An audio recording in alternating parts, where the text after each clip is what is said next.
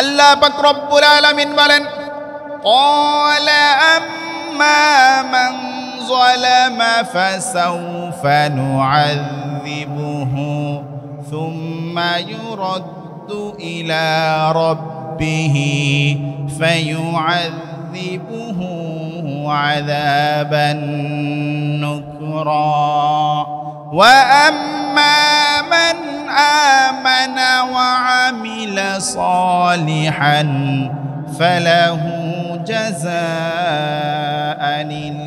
হুসনা ওয়া সানাকুলু লাহু মিন আমরিনা ইউসরা। বাদশা যুলকারনাইন কি করলেন? তিনটি কর্মসূচি হাতে নিলেন, যার মধ্যে এই পৃথিবীর যারা শাসক আছে তাদের জন্য শিক্ষা রয়েছে।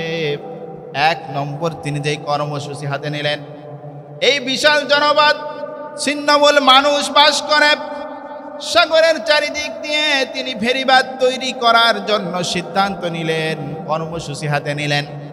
2 নম্বর, বাদশা যুলকারনাইন কি করলেন?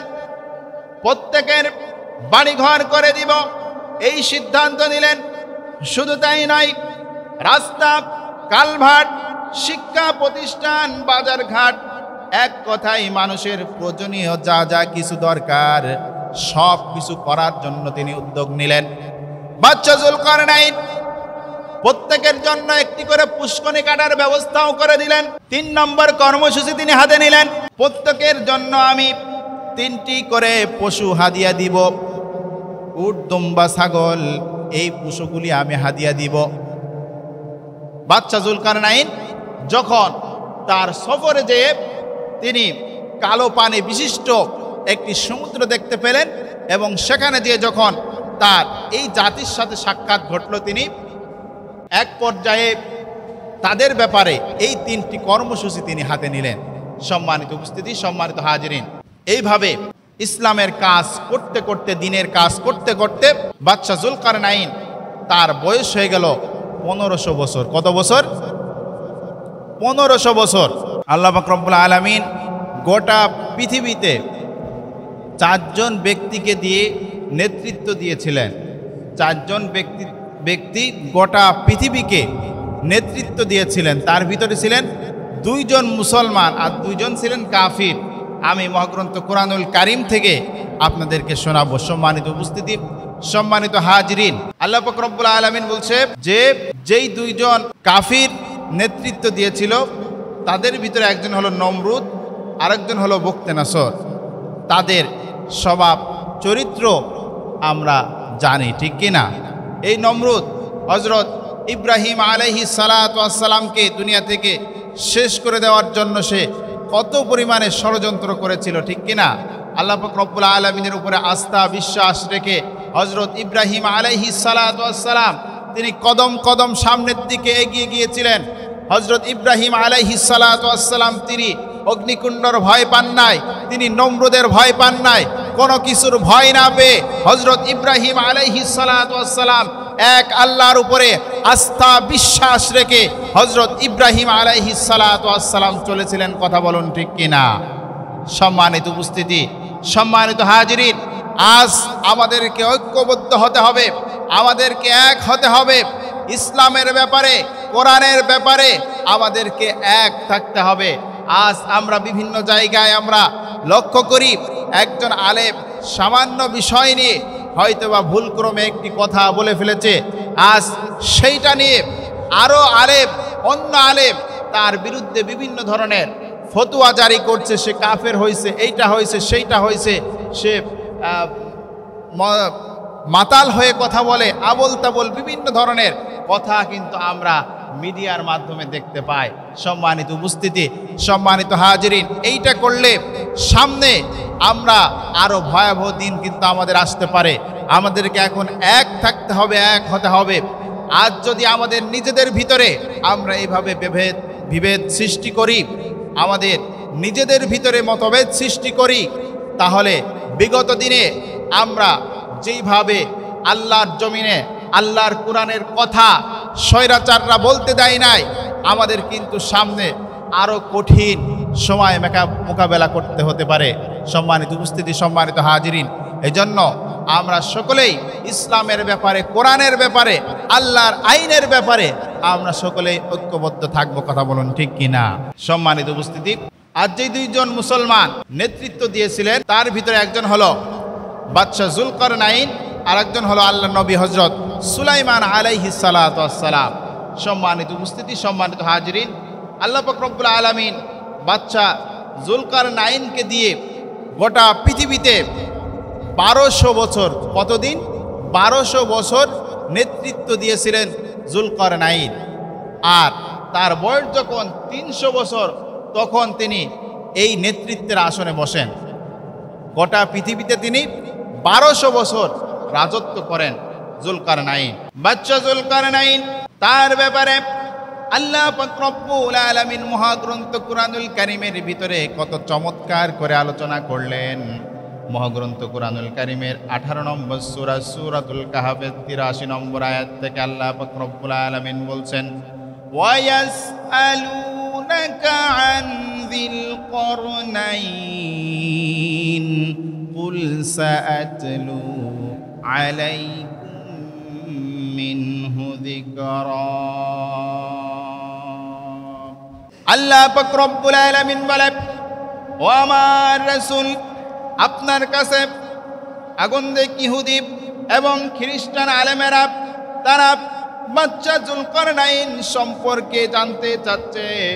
আপনি তাদেরকে বলে দিন, খুব স্বল্প সময়ের ভিতরে, খুব অল্প সময়ের ভিতরে আমি তোমাদেরকে বাদশাহ যুলকারনাইন সম্পর্কে জানিয়ে দিব। তার ব্যাপারে বিস্তারিত সমস্ত ঘটনা, সমস্ত ইতিহাস আমি তোমাদেরকে জানিয়ে দিব। আল্লাহ পাক রব্বুল আলামিন পরের আয়াতে আরো চমৎকার করে বলেন, ইন্না মাক্কান্না লাহু ফিল আরদি ওয়া আতাইনাহু মিন কুল্লি শাইইন সাবাবা। আল্লাহ পাক রব্বুল আলামিন বলেন, আমি বাদশাহ যুলকারনাইনকে শুধু বাংলাদেশ, ভারত, পাকিস্তান এরকম ছোট রাষ্ট্র নয়, গোটা পৃথিবীর জন্য আমি তাকে নেতৃত্ব দিয়েছিলাম। গোটা পৃথিবীর কর্তৃত্ব আমি তাকে দিয়ে রেখেছিলাম এবং তাকে সব রকমের সাজ সরঞ্জাম উপকরণ আমি আল্লাহ পাক রব্বুল আলামিন বাদশাহ যুলকারনাইনকে দিয়েছিলাম। আল্লাহ পাক রব্বুল আলামিন আরো বলেন, আর আমার মাখলুকাতের ভিতরে মাখলুকাতগুলিকে তার অনুসরণ করার জন্য আমি নির্দেশ দিয়েছিলাম।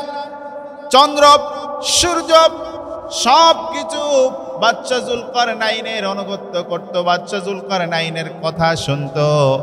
একটু চিন্তা করেন তো, বর্তমান সময়ের পৃথিবীর কোন রাজা বাদশাকে যদি এই রকম ক্ষমতা দেওয়া হতো, তোমার কথা বাতাস শুনবে, তোমার কথা চন্দ্র শুনবে, সূর্য শুনবে, এইরকম পাওয়ার, এইরকম ক্ষমতা যদি কোন রাজা বাদশাকে দেওয়া হতো, তাহলে পরিবেশ কেমন হতো? কি হতো? কোন রাজা বাদশাকে যদি এরকম ক্ষমতা আল্লাহ পাক দিতেন যে তুমি ইচ্ছা করলে বৃষ্টি দিতে পারবে, তুমি ইচ্ছা করলে চন্দ্র তোমার কথা শুনবে, সূর্য তোমার কথা শুনবে, তাহলে তাদের অবস্থা, তাদের পরিবেশ কি হতো একটু চিন্তা করে দেখুন। সম্মানিত উপস্থিতি, আল্লাহ পাক রব্বুল আলামিন বাদশাহ যুলকারনাইনকে এরকম পাওয়ার ক্ষমতা আল্লাহ পাক রব্বুল আলামিন তাকে দিয়েছিলেন। এই বাদশাহ যুলকারনাইন কি করলেন? তিনি সফরে বের হলেন। আল্লাহ পাক রব্বুল আলামিন মহাগ্রন্থ কুরআনুল কারীমের ভিতরে খুবই চমৎকার করে বলছেন। আল্লাহ পাক রব্বুল আলামিন বলেন, ফাআতবাআ সাবাবা। সে প্রথমে পশ্চিম দিকে সফর শুরু করলেন। বিশাল সফর করার পর বাদশাহ যুলকারনাইন কি কি দেখতে পেলেন আল্লাহ পাক রব্বুল আলামিন সেই কথাও মহাগ্রন্থ কুরআনুল কারীমের ভিতরে খুবই চমৎকার করে সূরাতুল কাহফের ৮৬ নম্বর আয়াতের ভিতরে মানব মণ্ডলীকে জানিয়ে দিচ্ছেন। আল্লাহ পাক রব্বুল আলামিন বলেন,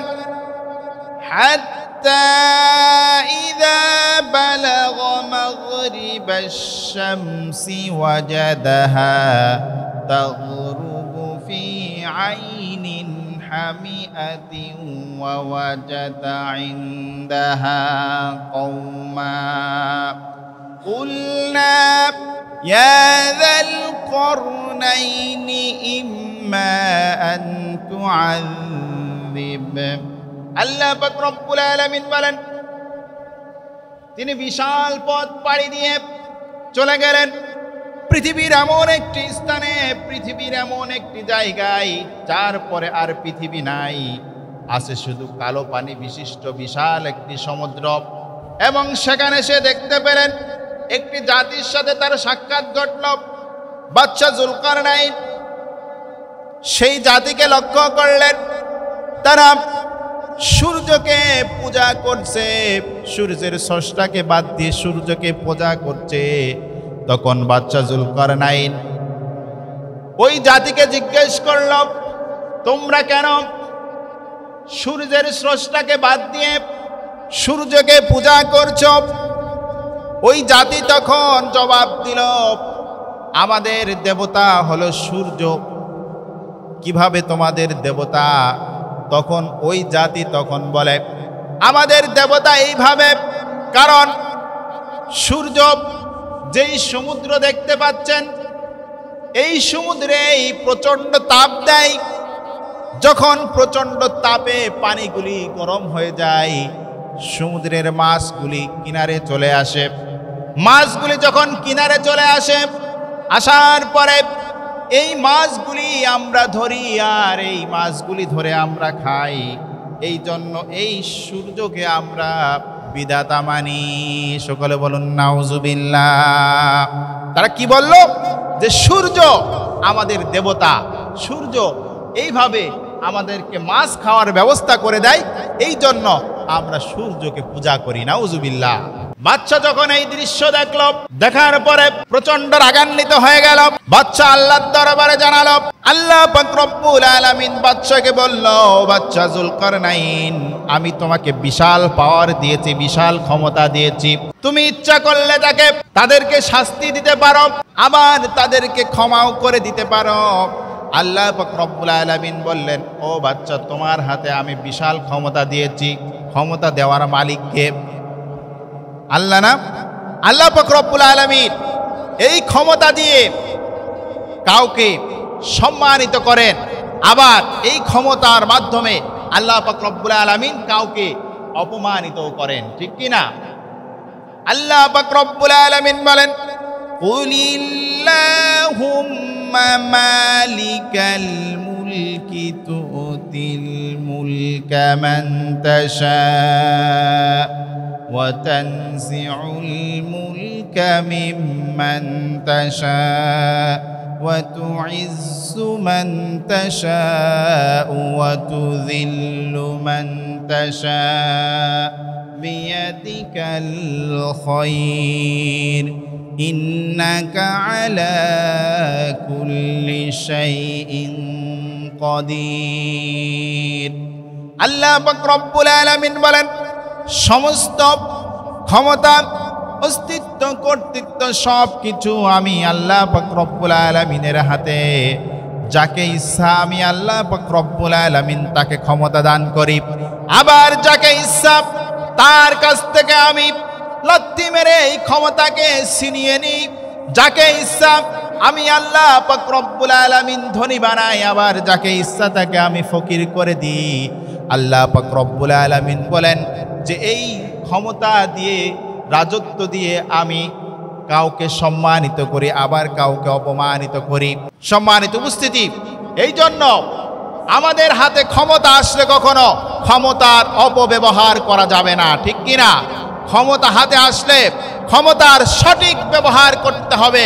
সম্মানিত উপস্থিতি, সম্মানিত হাজিরিন, আজ কোরআন পড়ুন, হাদিস গবেষণা করুন, দেখবেন আপনি একজন সোনার মানুষে পরিণত হবেন। আপনারা লক্ষ্য করেছেন বর্তমান সময়ে যারা কোরআন রিসার্চ করে, হাদিস রিসার্চ করে, কোরআন গবেষণা করে, যারা সেইভাবে পথ চলছে, মানুষের কাছে ইসলামের দাওয়াত, কোরআনের দাওয়াত পৌঁছিয়ে দিচ্ছে। আজ দিনে দিনে আমরা দেখতে পাচ্ছি যে আগামীর দিন ইসলামের দিন, আগামীর দেশ মুসলমানের দেশ, ইসলামের দেশ। কথা বলুন ঠিক কিনা? আপনারা ইতিমধ্যেই লক্ষ্য করেছেন যে বাংলাদেশের ডাকসু, জাকসু, চাকসুর, রাকসু সমস্ত জায়গায় যারা ইসলামপন্থী, যারা ইসলাম মেনে জীবন পরিচালনা করে, যারা কোনোদিন নেশার সাথে জড়িত হয় না, কোনো খারাপ কাজের সাথে জড়িত হয় না, ধর্ষণের সাথে জড়িত হয় না, আজ মানুষ তাদেরকেই বেছে নিচ্ছে। কথা বলুন ঠিক কিনা? এই জন্য আমরা বলি আগামীর বাংলাদেশ ইসলামের বাংলাদেশ, আগামীর বাংলাদেশ কোরআনের বাংলাদেশ। যারা কোরআনকে অবমাননা করবে, কোরআনের আইন প্রতিষ্ঠার কাজে যারা বাধা দিবে, তাদের কোনো ঠাঁই হবে না। কথা বলুন ঠিক কিনা? সম্মানিত উপস্থিতি, সম্মানিত হাজিরিন, বাদশা যুলকারনাইনের হাতে ক্ষমতা ছিল। আল্লাহ পাক রব্বুল আলামিন তাকে আদেশ করলেন যে বাদশা যুলকারনাইন, তোমার হাতে তো ক্ষমতা আছে, তুমি ইচ্ছা করলে তাদেরকে শাস্তিও দিতে পারো, আবার তাদেরকে মাফও করে দিতে পারো। বাদশা যুলকারনাইন হাতে ক্ষমতা আছে বিদায় তিনি তাদেরকে এমন কোনো শাস্তি দিলেন না। তিনি বললেন, আমি তাদের সাথে এমন কোনো ব্যবহার করব না যেটা প্রভুর পর্যায়ে চলে যায়। বাদশা যুলকারনাইন 3টি কর্মসূচি হাতে নিলেন। কয়টি? 3টি কর্মসূচি হাতে নিলেন। যেই 3টি কর্মসূচি বর্তমান সময়ের রাজা বাচ্চাদের জানা দরকার, ভবিষ্যতেও যারা দেশ নেতৃত্ব দিবে, যারা নেতৃত্ব দিবে তাদেরকেও জানা দরকার। আল্লাহ পাক রব্বুল আলামিন মহাগ্রন্থ কোরআনুল কারীমের ভিতরে খুবই চমৎকার ভাবে মানব মণ্ডলীকে জানিয়ে দিলেন। আল্লাহ পাক রব্বুল আলামিন বলেন, ক্বালা আম্মা মান যালামা ফাসাউফা নুআযিবুহু সুম্মা ইউরাদ্দু ইলা রাব্বিহি ফায়ুআযিবুহু আযাবান নুকরা ওয়া আম্মা মান আমানা ওয়া আমিলা সালিহান ফালাহু জাযাআনিল হুসনা ওয়া সানাকুলু লাহু মিন আমরিনা ইউসরা। বাদশা যুলকারনাইন কি করলেন? 3টি কর্মসূচি হাতে নিলেন, যার মধ্যে এই পৃথিবীর যারা শাসক আছে তাদের জন্য শিক্ষা রয়েছে। 1 নম্বর তিনি যেই কর্মসূচি হাতে নিলেন, এই বিশাল জনপদ ছিন্নমূল মানুষ বাস করে, সাগরের চারিদিক দিয়ে তিনি ফেরিবাদ তৈরি করার জন্য সিদ্ধান্ত নিলেন, কর্মসূচি হাতে নিলেন। 2 নম্বর বাদশা যুলকারনাইন কি করলেন? প্রত্যেকের বাড়িঘর করে দিব, এই সিদ্ধান্ত নিলেন। শুধু তাই নয়, রাস্তা, কালভার্ট, শিক্ষা প্রতিষ্ঠান, বাজার ঘাট, এক কথায় মানুষের প্রয়োজনীয় যা যা কিছু দরকার সব কিছু করার জন্য তিনি উদ্যোগ নিলেন। বাদশা যুলকারনাইন প্রত্যেকের জন্য একটি করে পুষ্করণী কাটার ব্যবস্থাও করে দিলেন। 3 নম্বর কর্মসূচি তিনি হাতে নিলেন, প্রত্যেকের জন্য আমি 3টি করে পশু হাদিয়া দিব, উট, দুম্বা, ছাগল, এই পশুগুলি আমি হাদিয়া দিব। বাদশা যুলকারনাইন যখন তার সফরে যেয়ে তিনি কালো পানি বিশিষ্ট একটি সমুদ্র দেখতে পেলেন এবং সেখানে যেয়ে যখন তার এই জাতির সাথে সাক্ষাৎ ঘটল, তিনি এক পর্যায়ে তাদের ব্যাপারে এই 3টি কর্মসূচি তিনি হাতে নিলেন। সম্মানিত উপস্থিতি, সম্মানিত হাজিরিন, এইভাবে ইসলামের কাজ করতে করতে, দিনের কাজ করতে করতে বাদশা যুলকারনাইন তার বয়স হয়ে গেল 1500 বছর। কত বছর? 1500 বছর। 1500 বছর বয়স যখন বাদশা যুলকারনাইনের হয়ে গেল, তিনি স্মৃতিশক্তি হারিয়ে ফেললেন। তিনি চোখে কম দেখতে পান, হাঁটা চলা সেইভাবে করতে পারেন না। বাদশা যুলকারনাইন তখন আল্লাহর দরবারে দোয়া করলেন, ওগো রব, তুমি যদি আমাকে আরো কিছুদিন হায়াত দান করতে, তাহলে আমি ইসলামের আরো অনেক কাজ করতে পারতাম, মানুষের কাছে ইসলামের কথাগুলি, ইসলামের দাওয়াতগুলি মানবতার কাছে আমি পৌঁছে দিতে পারতাম। তখন সিজদায় পড়ে আল্লাহর কাছে তিনি দোয়া করলেন। আল্লাহ পাক রব্বুল আলামিন তার নির্দেশে, আল্লাহ পাক রব্বুল আলামিনের নির্দেশে ফেরেশতার মাধ্যমে জান্নাত থেকে এক টুকরা পাথর আল্লাহ পাক রব্বুল আলামিন পাঠিয়ে দিলেন।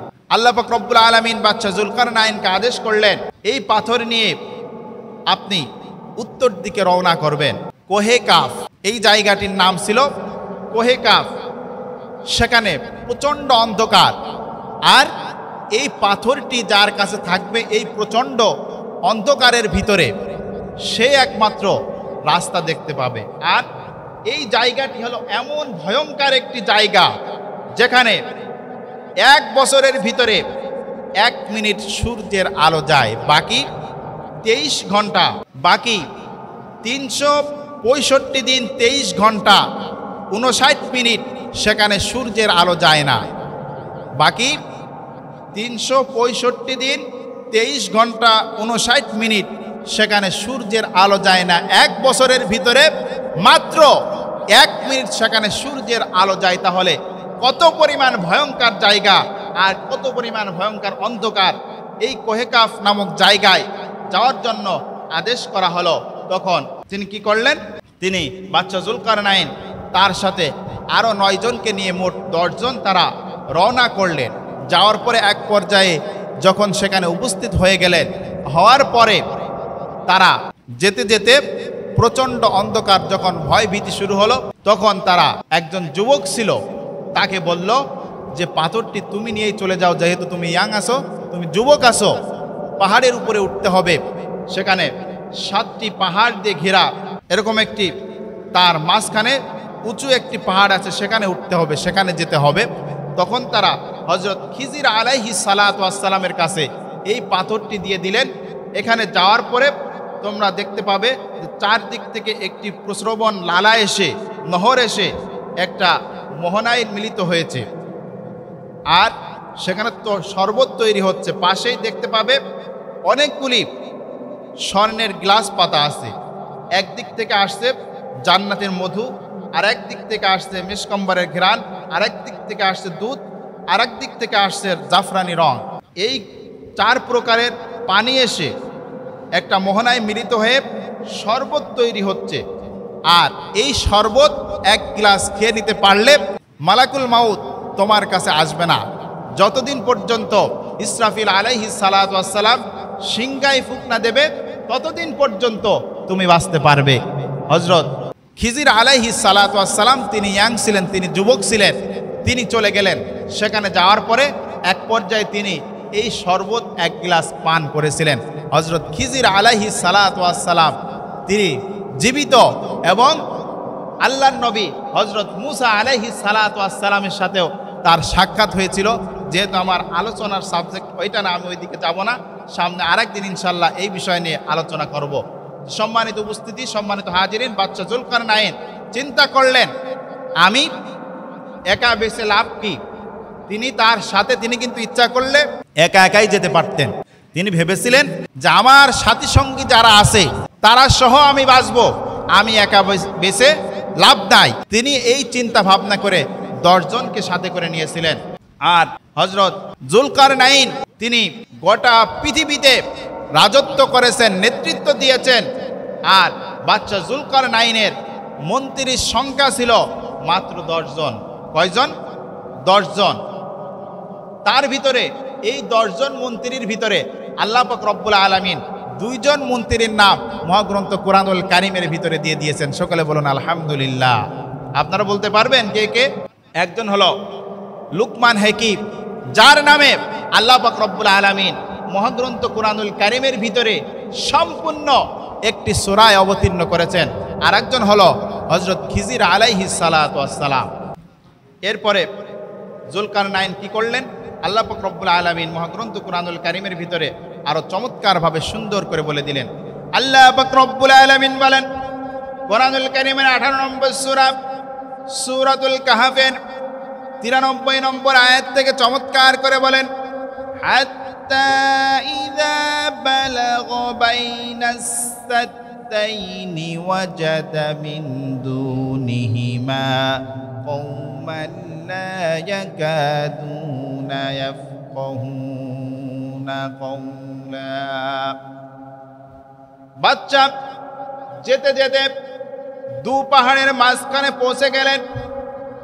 সেখানে যে আবার আরেকটি জাতির সাথে তার সাক্ষাৎ ঘটল। বাচ্চা তাদের ভাষা বুঝতে পারছিল না, তারাও বাচ্চার ভাষা বুঝতে পারছিল না। সেখানে উপস্থিত ছিলেন লোকমান হাকিম, যাকে আল্লাহ পাক রব্বুল আলামিন বিশাল জ্ঞান, বিবেক, বুদ্ধি, প্রজ্ঞা আল্লাহ পাক রব্বুল আলামিন দান করেছিলেন। লোকমান হাকিমকে বলা হলো, ওই জাতির লোকেরা কি বলে, তারা কি চাই, এইটা লোকমান হাকিম তাদের কাছ থেকে শুনলেন এবং পরবর্তীতে বাদশা যুলকারনাইনকে আবার অনুবাদ করে জানালেন। এই লোকমান হাকিম পৃথিবীর সকল ভাষা তিনি বুঝতেন, তিনাকে আল্লাহ পাক রব্বুল আলামিন বিশাল জ্ঞান দান করেছিলেন। তখন ওই যে দুই পাহাড়ের মাঝখানে যেই জাতির সাথে সাক্ষাৎ ঘটল, তাদের বক্তব্য, তারা কি বলেছিল, এই কথাগুলি লোকমান হাকিম তাদের কাছ থেকে শোনার পরে আবার বাদশা যুলকারনাইনকে বললেন। আল্লাহ পাক রব্বুল আলামিন বলেন, ক্বালু ইয়া যাল করনাইনি ইন্না ইয়াজুজা ওয়া মাজুজা মুফসিদুনা ফিল আরদ। ও বাচ্চা, ওই যে দূরে একটি জায়গা দেখা যায় যেখানে ধোঁয়া ধোঁয়া, ওই পাহাড় দেখেন, পাহাড়ের ওই পাশে লুকিয়ে আছে একটা প্রজাতি, দেখতে মানুষের মতো, কিন্তু তাদের আচার আচরণ, তাদের আলাপ ব্যবহার, তাদের কথাবার্তা প্রচণ্ড খারাপ, মানুষের মতো নয়, কিন্তু তাদেরকে দেখতে মানুষের মতো, তাদের চরিত্র খুবই খারাপ। দুই পাহাড়ের মাঝখানে যেই জাতির সাথে সাক্ষাৎ হলো, তারা বাদশার দরবারে এইটা জানালো। তারা আরো বলল, এদেশে তারা বিপর্যয় সৃষ্টি করছে, আমরা কি আপনাকে এই কাজের জন্য কোনো কর দিব নাকি? আপনি আমাদের এবং তাদের মাঝখানে একটি প্রাচীর নির্মাণ করে দিন। তারা কি বলল, যে আমরা কি কোনো কর দিব নাকি? আপনি তাদের এবং আমাদের মাঝে একটি প্রাচীর নির্মাণ করে দিন।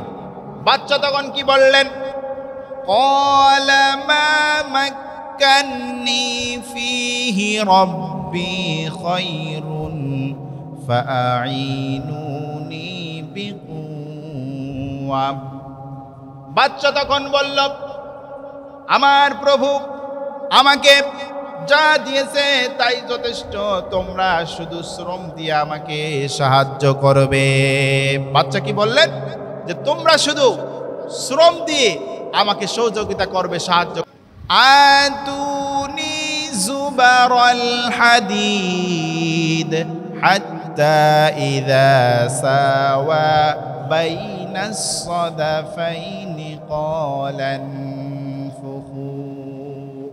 বাচ্চা বলল, আমাকে লোহার পাত এনে দাও। তারপর দু পাহাড়ের মধ্যবর্তী ফাঁকা জায়গা সে পূর্ণ করে দিল। তখন লোকদের বলল, এবার আগুন জ্বালাও। যখন এই অগ্নি প্রাচীর আগুনের মতো লাল হয়ে গেল, তখন সে বলল, এবার আমি গলিত তামা এর উপরে ঢেলে দিব। আল্লাহ পাক রব্বুল আলামিন কোরআনুল কারীমের ভিতরে আরো চমৎকার করে বলেন, ফামাসতাউ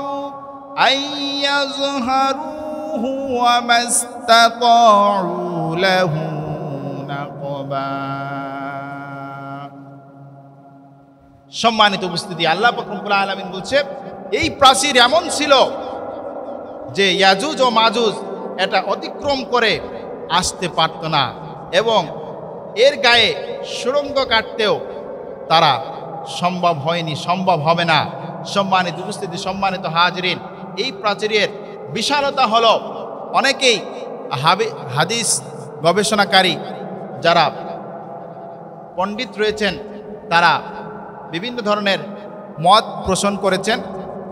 তো এখানে বলা হচ্ছে যার বিশালতা ছিল ৪৫০০ মাইল, উপরের দিকে ছিল ১০০ ফিট। তো এই ইয়াজুজ মাজুজ, এই যে প্রাচীর, এই প্রাচীর আপনারা জানেন যে কিয়ামতের পূর্বে ইয়াজুজ মাজুজের আবির্ভাব ঘটবে। তারা এই প্রাচীরে তারা সুড়ঙ্গ কাটতে থাকে, কাটতে কাটতে কাটতে কাটতে যখন সুবে সাদিকের সময় হয়ে যায়, তারা প্রায় সূর্য ডুবুডুবু অবস্থায়, এমতো অবস্থায় তারা দেখে যে আর অল্প কিছু সুড়ঙ্গ করলেই আমরা প্রাচীর ভেদ করে আমরা চলে যেতে পারবো। তখন তারা বলতে থাকে যে আজকের মতো কাজ স্থগিত থাক, সামনের দিন আমরা আবার কাজ করব। এইভাবে তারা যখন আবার কাজ শুরু করে, করতে করতে যখন শেষের দিকে চলে আসে তখন সুবে সাদিক হয়ে যায়। সম্মানিত উপস্থিতি, এইভাবে করতে করতে কিয়ামত চলে আসবে। তারপরেও তারা এই প্রাচীর ভেদ করে তারা কি করতে পারবে না, আসতে পারবে না। সম্মানিত উপস্থিতি, সম্মানিত হাজিরিন, তো এই জন্য আমরা যেই ঘটনা শুনলাম মহাগ্রন্থ কুরআনুল কারীম থেকে, সূরাতুল কাহাফ থেকে, বাদশা যুলকারনাইন তিনাকে আল্লাহ পাক রব্বুল আলামিন গোটা পৃথিবীর ক্ষমতা আল্লাহ পাক রব্বুল আলামিন তার হাতে দিয়েছিলেন। এই পৃথিবীতে সর্বমোট 4 জন ব্যক্তিকে আল্লাহ পাক রব্বুল আলামিন এরকম পাওয়ার ক্ষমতা দিয়েছিলেন, যারা 4 জন গোটা পৃথিবীতে নেতৃত্ব দিয়েছেন। তার ভিতরে 2 জন ছিল মুসলমান, একজনের নাম বাদশা যুলকারনাইন, আর একজন ছিলেন আল্লাহর নবী হযরত সুলাইমান আলাইহিস সালাতু ওয়াস সালাম। আর 2 জন ছিলেন কাফির, তার ভিতরে একজনের নাম হলো নমরুদ আর একজন হলো বখতেনসর। সম্মানিত উপস্থিতি, সম্মানিত হাজিরিন, এজন্য আমাদেরকে বেশি বেশি করে কোরআনের কাছে আসতে হবে, আমাদেরকে কোরআন রিসার্চ করতে হবে, কোরআন গবেষণা করতে হবে। সম্মানিত উপস্থিতি, বেশি বেশি আমরা অনলাইনে ইন্টারনেটে আমরা সময় ব্যয় করে আমরা এইটা দেখি ওইটা দেখি। এখন বর্তমান সময়ে কোরআন হাদিসের অনেক আলোচনা রয়েছে, অনেক বক্তৃতা রয়েছে, অনেক লেকচার রয়েছে। আপনারা জানেন, আপনারা অনেকেই শুনেছেন যে বিগত স্বৈরাচারের আমলে একজন স্কলার, যার বক্তব্য শুনে গোটা ওয়ার্ল্ডে, গোটা পৃথিবীতে অসংখ্য মানুষ, হাজার হাজার মানুষ তারা ইসলামের সুশীতল পতাকা তলে প্রবেশ করেছে। এবং অনলি গোটা পৃথিবীতে একজন ম্যান, তিনি হলেন ডক্টর জাকির নায়ক, যিনি বাইবেল থেকে, গীতা থেকে, মহাভারত থেকে সমস্ত কিছু দিয়ে প্রমাণ করেছেন যে কোরআন শ্রেষ্ঠ, ইসলাম শ্রেষ্ঠ ধর্ম। এই প্রমাণ করেছেন ডক্টর জাকির নায়ক। এবং পৃথিবীতে একটি ইতিহাস হতে যাচ্ছে যে আগামী নভেম্বরের 28 তারিখে তিনি বাংলাদেশে আসতে যাচ্ছেন। এজন্য আমরা তাকে সেইভাবে সম্বর্ধনা দিয়ে আমরা তাকে যেন রিসিপশন করতে পারি, এইটা নিয়ে অনেক মুফতি সাহেবগণ ফতোয়া দিচ্ছেন। কিন্তু আমরা বলবো যে আপনি ফতোয়া দিচ্ছেন, আপনার ফতোয়া, আপনি যেই ফতোয়া দিচ্ছেন, যে সে বিভিন্ন ধরনের কথা আপনারা শুনতে পেরেছেন, বিভিন্ন ধরনের বক্তব্য আপনারা শুনতে পেরেছেন, আজ সে আলেমদের উদ্দেশ্য করে আমি বলবো যে ডক্টর জাকির নায়ক যেটা করছে, আজ অসংখ্য আলেম ওলামা সেইটা করতে পারছে না। সে সমস্ত ধর্ম দিয়ে, সেই বাইবেল দিয়ে, গীতা দিয়ে, মহাভারত দিয়ে, সমস্ত কিছু দিয়ে তিনি কিন্তু প্রমাণ করে দেখিয়ে দিচ্ছেন যে কোরআন শ্রেষ্ঠ, ইসলাম শ্রেষ্ঠ।